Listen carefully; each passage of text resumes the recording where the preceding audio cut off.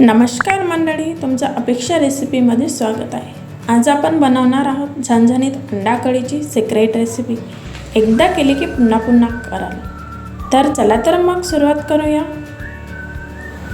एक पातेला घेतला आहे, त्याच्यामध्ये आपण 3 ग्लास पाणी घालूया आणि एक एक करून अंडा हळूवार सोडूया, त्याच्याने अंडे फुटणार नाही।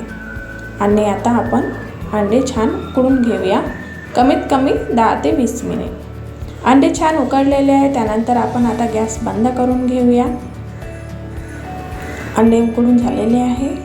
त्यानंतर आपण एक कांदा घेतलेला आहे, त्याला स्वच्छ धुवून कापून चिरून घ्यायचं। त्यानंतर एक लसूण।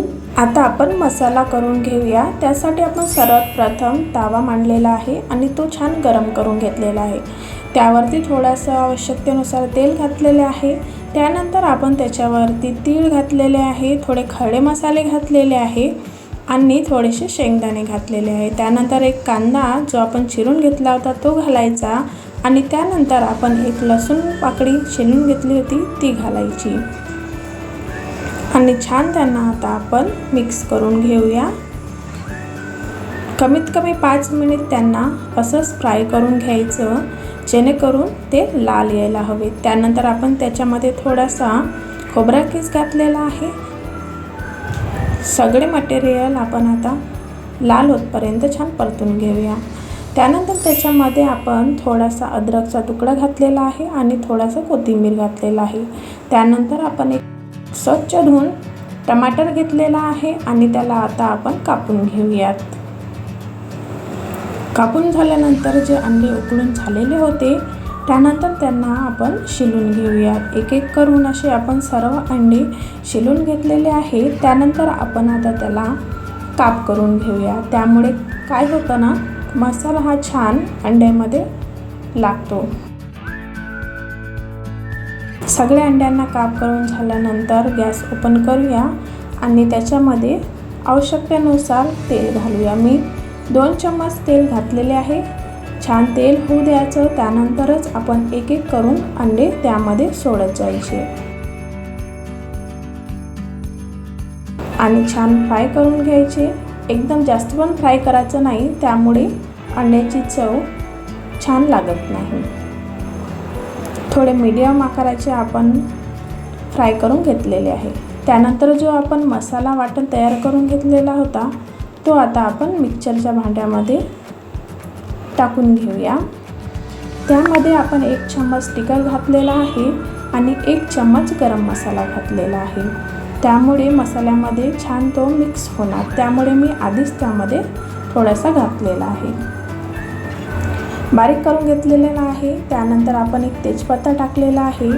तेल छान झालेलं आहे, त्यानंतर आपण त्याच्यामध्ये मसाला घालूयात।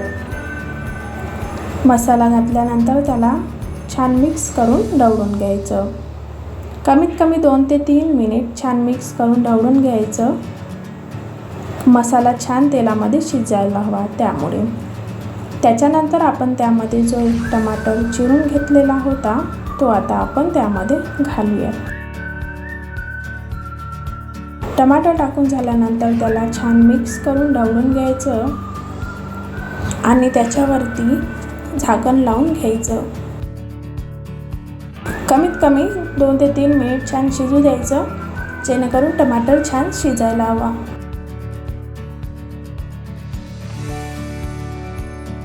त्यानंतर त्याच्यामध्ये आवश्यकतेनुसार मी तिखट घातलेला आहे, तर तो मी 3 चम्मच तिखट घातलेला आहे। तुम्ही तुमच्या आवश्यकतेनुसार घालू शकता। त्यानंतर मी त्याच्यामध्ये 2 चम्मच मीठ घातलेलं आहे आणि थोडीशी हळदी घातलेली आहे। त्यानंतर मी कोणत्याही प्रकारचा गरम मसाला घातलेला नाही, कारण की मी आधीच वाटणमध्येच थोडासा गरम मसाला टाकला होता। त्यामुळे छान मिक्स करून ढवळून घ्यायचं आणि आता आपण झाकण लावून घेऊया। झाकण लावून घेतल्यानंतर बघा किती मस्त तेल सुटलेलं आहे आणि जे मटेरियल आहे ते पण छान शिजलेलं आहे। त्यानंतर आपण एक एक करून त्याच्यामध्ये अंडे घालूयात।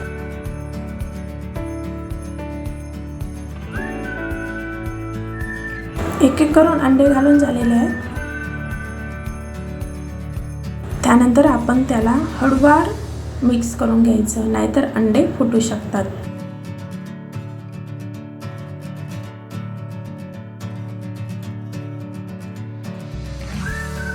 मिक्स करून झालेले आहे.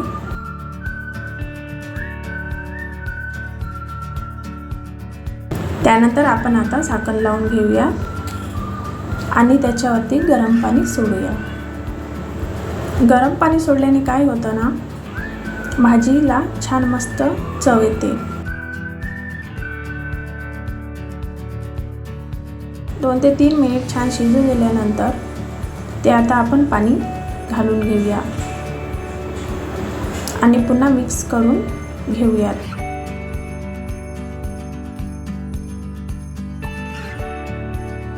हळूवार मिक्स करून घेऊया. मिक्स झाल्यानंतर पुन्हा 2 ते 3 मिनिट आपण झाकण लावून घेऊया. त्यानंतर बघा उकळी आलेली आहे आणि आपली झणझणीत अंडा कढी एकदम रेडी झालेली आहे. तुम्ही बघू शकता. जास्त पातळ पण नाही, घट्ट पण नाही असं. तुम्हाला जर रस्सा पातळ वाटत असेल तर त्यामध्ये तुम्ही थोडासा बेसन घालू शकता. त्यानंतर आपण गार्निशिंगसाठी कोथिंबीर घालूयात आणि आता काढून घेऊयात. गरमागरम अंडा कढी पोळी, भाकरी किंवा भातासोबत सर्व करा. याची चव इतकी छान लागते की सगळेजण बोट चाटत राहतील. जर तुम्हाला ही रेसिपी आवडली असेल तर व्हिडिओला लाईक करा, शेअर करा आणि कमेंट करायला विसरू नका. अपेक्षा रेसिपी चॅनलला सबस्क्राईब करायला विसरू नका. पुन्हा भेटूया अशाच एका स्वादिष्ट रेसिपीसोबत. तोपर्यंत धन्यवाद.